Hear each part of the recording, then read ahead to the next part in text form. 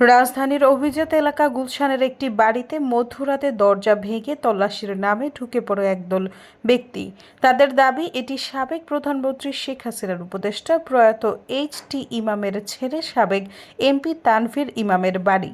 তবে পুলিশ জানিয়েছে, তানভীর ইমামের সাবেক স্ত্রীর বাড়ি এটি, যার সঙ্গে 20 থেকে 25 বছর আগে তানভীরের বিচ্ছেদ হয়। মঙ্গলবার রাত 12টার দিকে গুলশান 2 নম্বরে শাহাবুদ্দিন পার্কের পাশের বাসায় তল্লাশি চালানো হয়।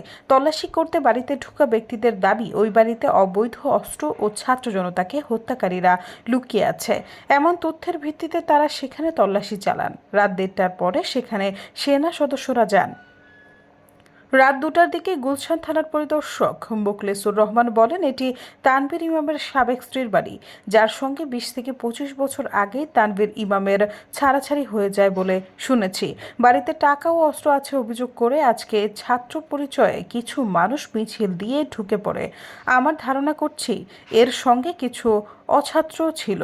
পরে আমরা খবর পেয়ে 12:30টার দিকে যখন বাড়িটিতে যাই, তখন তারা মিছিল দিতে দিতে নেমে যায়। বাড়িটির সবকিছু তছনছ করে ফেলা হয়েছে।